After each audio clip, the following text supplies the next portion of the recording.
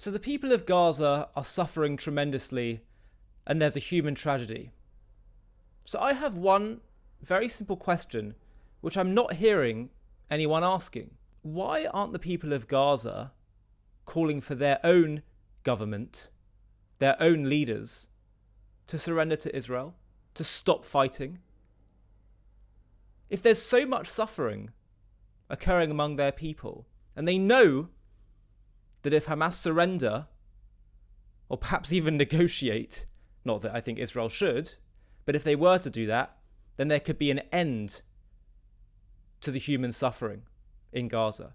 Why aren't they calling for that? We see occasionally the odd Gazan complaining, oh, this is Hamas, but there's no concerted effort, articulation of people, even those in Judea and Samaria in the West Bank, where people are saying, please, Hamas, stop, so we can stop this human catastrophe. Why is no one saying that? And why aren't we hearing that? It's all the responsibility of Israel. This is a complete enigma to me. And the key point here to realise is that there has been an infantilizing of the Palestinians, removing their moral agency, not giving them any moral accountability. Why aren't they rising up against their tyrannical leaders? Why aren't they calling for an end to the war? Why aren't they calling on Israel to help them? Gazan civilians perhaps surrendering en masse, turning themselves into the Israeli forces, say, please help us. We don't want a part of this. This is not what we want. The conclusion we have to come to is that they do like what Hamas do. And we know that from polling. They support what Hamas did on October 7th. And there is a cultural, widespread complicity, support, belief in the Hamas ideology. Now, I know people can change. We look at Mossab Youssef, the son of Hamas, he changed. We know that. But we take away all their moral agency at our peril. The first responsibility of Israel is to protect their citizens, not to try and de-radicalize an enemy. But even then, we just take away all the moral accountability on their side. Well, because they're a displaced, stateless people. Really, Israel gave them basically a mini state. It was a mini two-state solution by disengaging from Gaza, even though it was Israeli territory, Jewish territory. And what do they get in response? The Jews after World War II, did they go about beheading German babies, raping German women? Because of all their grievance, justified grievance? I'm sure if they did that, the world wouldn't be particularly happy, and I wouldn't be particularly happy either. Because we still have moral agency, even if you're a victim of oppression. Not that I think they are. They've chosen this to be in this endless situation of limbo and statelessness because it's not really about them getting a state. But we take away all their moral agency. Well, what about the children in Gaza, the babies? The terrible suffering that they're experiencing. You can't give them moral agency, they're children. Agreed. But whose responsibility are they for their terrible suffering? The children of Gaza are the responsibility of their parents and their society, who could choose to take a very different path and avoid all this conflict and bloodshed. But no, it's laid all at the hands of Israel. And by the way, do not think for a second that I don't find all this bloodshed tragic. Even the bloodshed of our enemies, even those who have chosen an evil path. Because we would much rather people just change their ways and there's no suffering of anyone. But let's be clear. Gazan society is complicit, as Mossab Youssef, son of a Hamas co-founder and leader, said. We know this from polling, we know this from their actions. but we infantilize them. This is wrong. We didn't take the moral agency away of Nazi Germany, saying, oh, well, it's because they're aggrieved with how they were treated after World War One, and it's just a few people, some pockets of the German leadership and elite. No. We held the society responsible, and that's how we acted in our warfare. But we infantilize them. And we say, oh, if we could just make it work, if they could just find a way to get a bit more national self-determination, then it would all go away. I want to show you a fascinating clip. I want to show you a clip of Senator Tom Cotton of Arkansas. Have a look at this. You talked a lot with Senator Reid about Israel's responsibility to provide aid in Gaza. Why does Israel have a responsibility to provide aid to Gaza? Israel was the victim of an unprovoked, vicious attack on October 7th. Why should they provide aid to the aggressor nation? Or aggressor, Gaza's not a nation, to the aggressors on October 7th. We didn't provide aid to Germany and Japan during World War II. What we did provide aid to and assistance to many of the countries that we've operated in recently. But not in World War II. If you had been in George Marshall's or Dwight Eisenhower's position in World War II, would you have wanted to provide aid to Germany? You talked a lot. This is the first time I've heard someone senior mentioning this point. And it's good. Starting to wake up and realise, why are we putting the responsibility on Israel's doorstep to provide aid when they're the victim of a society that has chosen to wage war against them? They've got to feed the enemy. Again, it's the infantilizing of the Palestinians. They're all just victims, taking away their moral agency. Now I want you to have a look at Secretary of State Antony Blinken, who also seems to be starting to wake up to this point. Much of the understandable passion, outrage, and anger directed at Israel for the plight of Palestinian civilians in Gaza, but some of that might also be reserved and directed for Hamas.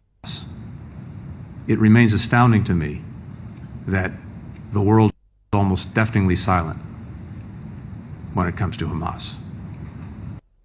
We would not be where we are had they not chosen to engage in one of the most horrific acts of brutality and terrorism on October 7th, and had they then, having done that, not refused these many, many months to get out of the way of civilians, to stop hiding behind them, to put down their arms, to release the hostages, to surrender. Where's the outrage there? Absolutely. Absolutely. But the thing he's also missing is that it's not just Hamas that we need to question and ask about their moral choices. It's also Gazan society and the people of Gaza. Why aren't they speaking out? Well, fear of death and it's a terror state. Well, they said in private polling that they support what Hamas did. And quite frankly, when a situation is that dire, where frankly their lives are already on the line, surely it would make sense to try and resist and to try and at least even find ways of upending your Hamas rulers, even if it's articulated by those Arabs in the West Bank, Judea and Samaria or elsewhere, or find other ways of resisting, or at least articulating a disapproval. But no, we take away all their moral accountability. I want to read to you this quote by Melanie Phillips on this point of the infantilizing of the Palestinians. She says, the cause of despair is that they don't have a state. That's what this is all about. They've been offered one over and over again from the 1930s onwards. The last offer consisted of 95% plus of the territory that they were demanding, and their reaction has always been to refuse and to start murdering Jews.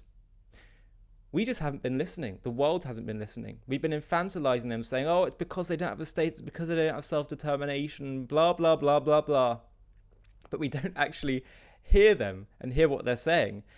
And we infantilize them. And I think part of the reason is brilliantly articulated by Inat Wolf. I'm going to show you a clip of her. She is a former, I believe, Labour Party member of the Knesset, left-leaning, trying to find a way to make a two-state solution work. And she articulates so brilliantly the perhaps the cognitive dissonance that we have, where we so desperately try to justify their grievance and the actions of the Palestinians that we say, oh, well, it really must be just because they want a state.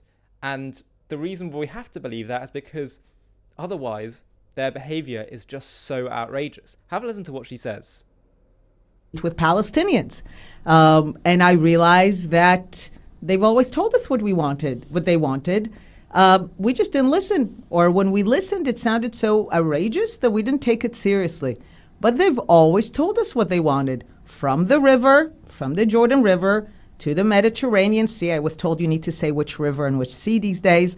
And, Palestine will be free. Of what exactly? Of a sovereign Jewish state. So there's something called normalcy bias, where when people are acting so outrageous or they say things that are so obscene, we assume, oh, well, they can't really mean that, or, oh, if we just give them that, then it'll be fine. Because things have to remain normal. We made this mistake prior to World War II in the West relationship with Hitler. Oh, it's just because of a bit of grievance here and there. But we haven't actually been listening to the Palestinian side all along. We keep thinking, oh, come on, there's got to be a meeting of the minds. There's got to be. No. We've offered them all we could possibly offer and all they sometimes claim to be demanding, other than their outrageous demand, which is to get rid of Israel, which is not going to happen. But we just haven't been listening. And so actually, people who say we've got to shift from the two-state solution model are called hardliners, are called ideological. Actually, it's those who want to keep dancing to these same tunes, these same two-state solution tunes, and you're burying your heads in the sand and not listening to what the other side are telling you. That is a form of being ideological over being pragmatic and being a realist. It's those who keep singing that same old tune. You're not actually listening to what they tell you. And if you say, well, if we just keep extending our hand, then eventually they'll compromise. We left Gaza. Time and time again, Israel has offered steps, even when the other side have shown absolutely no sign of contrition or willingness to compromise. And we've always been met with a response of genocide. So we have to stop infantilizing them. We have to hold them accountable, and we have to say, and by the way, I'll be honest, prior to October 7th and seeing the reaction of the Arabs in the Palestinian territories, so-called Palestinian territories, and throughout the anti-Israel campaigners throughout the rest of the world, prior to that, I was more open to this idea of, well, maybe let's see if we can make two states work. I just want to be pragmatic. I don't want war. I don't want bloodshed. I just want us to do whatever we can make work, even though I knew it was so clearly to me such a cynical ploy to get rid of Israel because they were just Arabs and happy with Arab unity. But I thought maybe just for the sake of pragmatism. And now I say, following down that path is anti-pragmatic, and it would be totally blind to reality, and we have to listen to what they're telling us and not bury our heads in the sand and adopt a different strategy. We have to stop misinterpreting what the other side is telling us. Stop infantilizing them. Stop taking away their moral accountability. Instead, listen to what they've actually been saying, not just now, but for the last 75 years, and choose a different path, a sane path. I'm Ollie Annersfeld, and you're watching JTV. Hi everybody, thanks for watching. If you want to watch another one, click here. If you want to subscribe to stay up to date with all the latest JTV content, click here. And if you're feeling really keen, you can click the join button down below underneath this video, where you can get perks including early access to new videos and private live discussions with me, where we can talk about JTV content and strategy moving forward, and I'll get to hear from you. Thanks again for watching.